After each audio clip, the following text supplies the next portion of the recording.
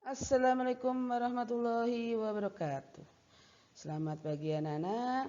Ketemu lagi dengan saya Ibu Titi Nuryanti SPD, Guru IPA dari MTS Negeri 3 Pemalang. Pertemuan kali ini kita akan mempelajari bab listrik statis kelas 9 semester Gasal. Mari kita lihat penjelasan berikutnya. Check it out. Apa saja yang akan kita pelajari kali ini? Bagian yang dipelajari antara lain A. Konsep listrik statis, B. Listrik statis dalam kehidupan sehari-hari. A. Konsep listrik statis meliputi 1. Muatan listrik, 2. Hukum Coulomb, 3. Medan listrik, dan 4. Beda potensial dan energi listrik. 1. Muatan listrik. Muatan listrik ada dua macam, yaitu muatan listrik positif dan negatif. Muatan listrik positif disebut proton dan disimbolkan dengan tanda positif.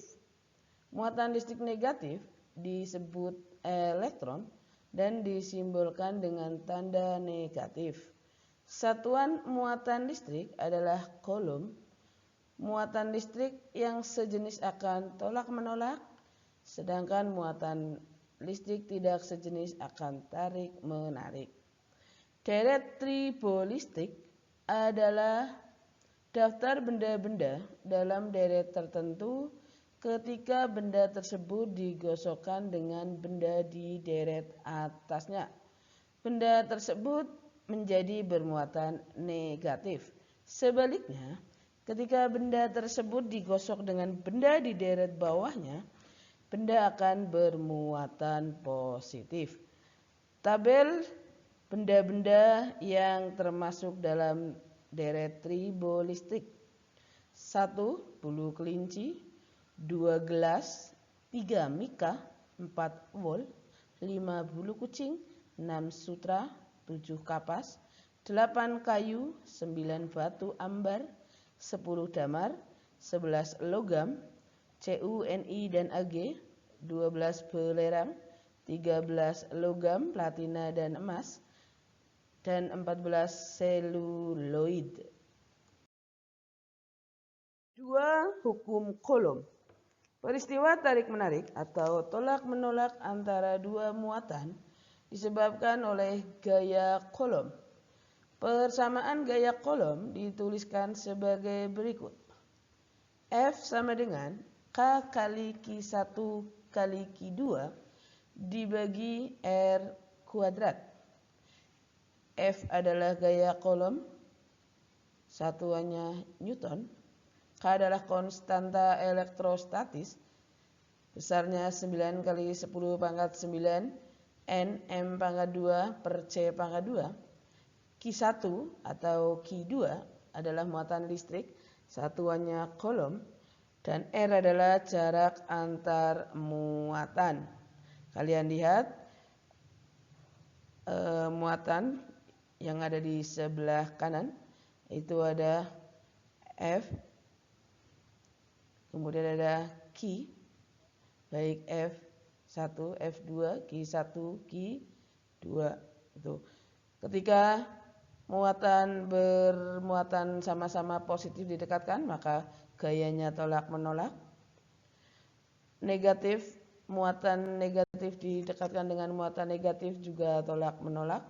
Kemudian muatan positif dengan muatan negatif, maka gayanya akan tarik-menarik. 3. Medan listrik. Daerah yang masih terpengaruh oleh sifat kelistrikan suatu benda disebut medan listrik. Sifat kelistrikan benda dapat ditunjukkan oleh adanya garis gaya. Arah garis-garis gaya akan menunjukkan jenis muatan yang ada dalam suatu benda. Garis gaya ini biasanya digambarkan dengan anak panah. Kalian lihat di situ gambarnya. Ketika positif dengan negatif, maka garis gayanya dari positif akan menuju ke negatif. Kemudian untuk negatif berarti dari luar menuju ke negatif, untuk positif dari positif menuju ke luar. Rumus yang berlaku adalah E sama dengan F dibagi Q sama dengan K kali Q per R kuadrat. E-nya adalah kuat medan listrik atau N per C, Newton per kolom. Kemudian F adalah gaya kolom, satuannya simbolnya F, satuannya Newton. Q adalah muatan, satuannya kolom. Dan R adalah jarak benda yang bermuatan listrik, satuannya adalah meter. 4. Beda potensial dan energi listrik. Pada saat terjadi petir, muatan berpindah dari awan ke awan atau dari awan ke bumi. Muatan dapat berpindah karena adanya beda potensial listrik. Dirumuskan, beda potensial listrik V sama dengan W per Q. W-nya adalah usaha yang diperlukan atau energi listrik, satuannya Joule. Q adalah jumlah muatan listrik, satuannya kolom. Dan V adalah beda potensial, satuannya volt. Contoh soal.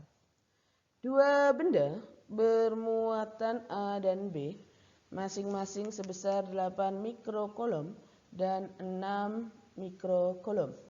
Gaya yang timbul saat kedua muatan didekatkan sebesar 270 Newton. Jika konstanta elektrostatis 9 kali 10 pangkat 9 Nm pangkat 2 per C pangkat 2, hitung jarak kedua muatan dan besar kuat medan yang dirasakan oleh muatan A dan muatan B.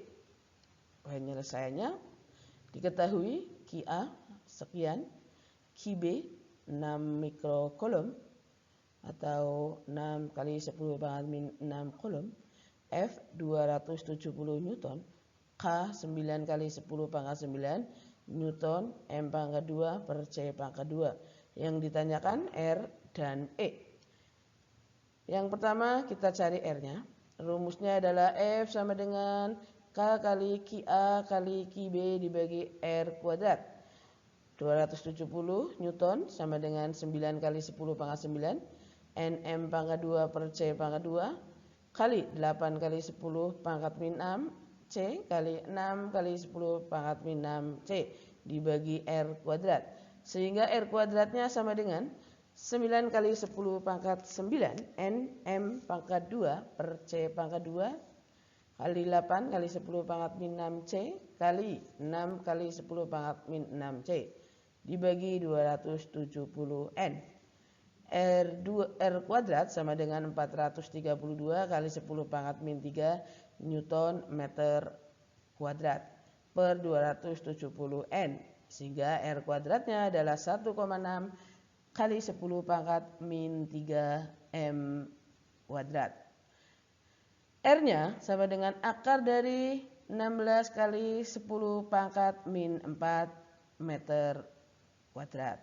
R sama dengan 4 kali 10 pangkat min 2 meter. Yang kedua kita cari E. E rumusnya E sama dengan F dibagi QA. E-nya adalah 270 Newton dibagi 8 kali 10 pangkat min 6 kolom.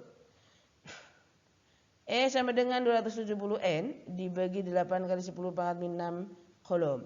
Sehingga E-nya adalah 3,375 kali 10 pangkat 7 Newton per kolom. Jadi, jarak kedua muatan 4 kali 10 pangkat min 2 meter atau 4 cm.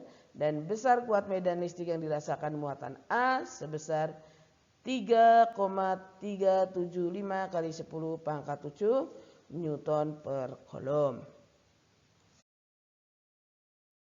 Soal latihan. Dua benda bermuatan A dan B masing-masing sebesar 18 mikrokolom dan 3 mikrokolom. Gaya yang timbul saat kedua muatan didekatkan sebesar 360 Newton. Jika konstanta elektrostatis 9 kali 10 pangkat 9 Nm pangkat 2 per C pangkat 2, hitung jarak kedua muatan dan besar kuat medan yang dirasakan muatan uji A oleh muatan listrik B. B. Listrik statis dalam kehidupan sehari-hari. Yang akan kita pelajari antara lain 1. Kelistrikan pada sel saraf. 2. Hewan-hewan yang mengandung listrik. 3. Penggunaan listrik statis di lingkungan sekitar. Yang pertama, kelistrikan pada sel saraf. Kalian lihat di situ ada struktur sel saraf terdiri dari dendrit, kemudian sel Schwann dan akson. Dendrit itu yang besar atau kepalanya, kemudian tubuhnya adalah sel Schwann, kemudian akson. Sel Schwann itu untuk menghubungkan antara dendrit dengan akson.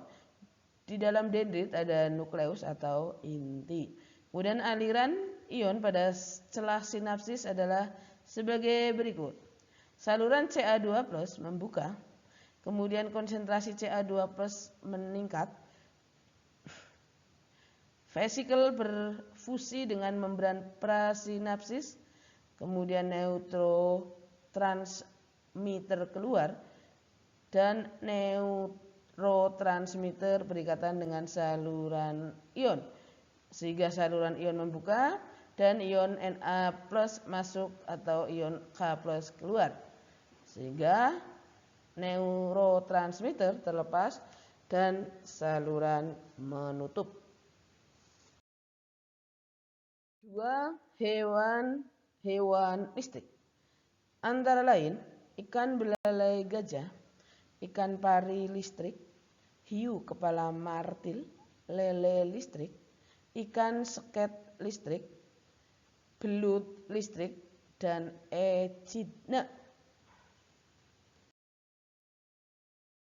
3. Penggunaan listrik statis di lingkungan sekitar. Yang pertama, pengendap elektrostatis. Digunakan di perusahaan-perusahaan atau di pabrik-pabrik yang mengeluarkan asap atau polusi udara yang sangat tebal.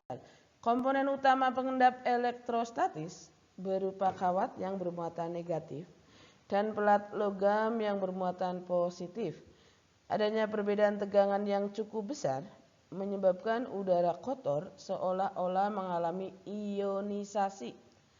Kotoran udara menjadi ion negatif, sedangkan udara bersih menjadi ion positif. Masing-masing akan menuju elektroda yang sesuai.